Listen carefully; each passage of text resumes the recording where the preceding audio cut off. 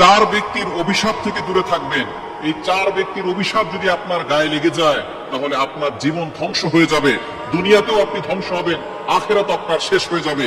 এজন্য এই চার ব্যক্তির থেকে অভিশাপ থেকে আপনি দূরে থাকবেন। নাম্বার ওয়ান, এক নাম্বার হচ্ছে পিতামাতার অভিশাপ কখনো নেবেন না। কেননা পিতামাতা দোয়া করলেও কবুল, বদদোয়া দিলেও আল্লাহ তাআলা কবুল করে নেন। আমরা বুখারী শরীফের জুরাইজের ঘটনা শুনেছি।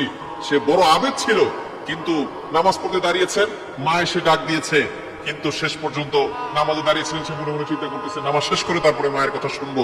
নামাজ শেষ করে দেখেন মা চলে গেছে, আবারও আসছেন, আবারও নামাজে ছিলেন, আবারও দরজা খুলে দেখেন মা চলে গেছেন। এভাবে তিনবার ডাকার পরে মা বদদোয়া করে দিয়েছেন, আজকে তুমি তোমার মায়ের কথা শুনলে না, একজন খারাপ নারীর সাথে দেখা না হয়ে তোমার মৃত্যু হবে না। শেষ পর্যন্ত একজন পতিতার নারী, সে তাকে ফাঁসিয়ে দিয়েছিল এবং আল্লাহ পাক রব্বুল আলামিন তাকে সেখান থেকে হেফাজত করেছিলেন। এই যে মায়ের বদদোয়া কাজে লেগে গিয়েছে, সে জেনে হোক, বুঝে হোক, না বুঝে হোক, বদদোয়া যে দিয়েছে সেটা কাজে লেগে গেছে। এই জন্য অবশ্যই আমাদেরকে সতর্ক থাকতে হবে। মা বাবাকে কখনো অভিশাপ নিব না, তাদের সাথে সুন্দর ব্যবহার করব, সব সময় ভালো ব্যবহার করব।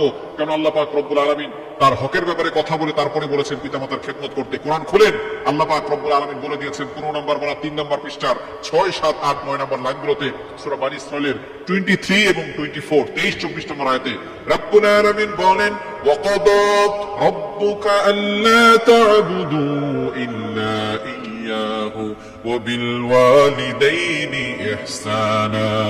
আল্লাহ পাক রব্বুল আলামিন প্রথমে অর্ডার করে দিয়েছেন, ফয়সালা করে দিয়েছেন, আল্লাহ তা'বুদু ইল্লা ইয়া, আল্লাহ ছাড়া কারো ইবাদত করা যাবে না। ওয়া বিল ওয়ালিদাইনি ইহসানা, তারপরে যে আদেশ আল্লাহ দিয়েছেন, গুড ডিলিংস উইথ প্যারেন্টস, পিতামাতার সাথে ভালো ব্যবহার, গুড বিহেভিয়ার উইথ প্যারেন্টস, আপনার পিতামাতার সাথে ভালো ব্যবহার করবেন। সুতরাং তাদের অভিশাপ কখনো নেবেন না, তাহলে আপনার জীবন শেষ হয়ে যাবে। নাম্বার 2, দ্বিতীয় নাম্বার হচ্ছে মাজলুম ব্যক্তির বদদোয়া আল্লাহ তাআলা কবুল করে নেন। কখনো কারোর উপর জুলুম করবেন না।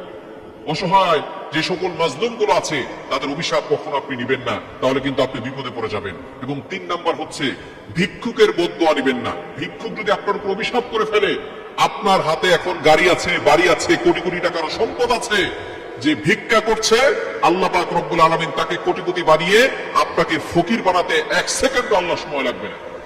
আজকে আপনি অহংকার করছেন, দাম্ভিকতা দেখাচ্ছেন, একজন ভিক্ষুক আপনার গাড়ির সামনে, লক্ষ টাকার গাড়িতে আপনি চলেন, ভিক্ষুক এসে বলে আমাকে 10টা টাকা দেন, আপনি 10টা টাকা দিতে পারেন না, তার সাথে খারাপ ব্যবহার করেন।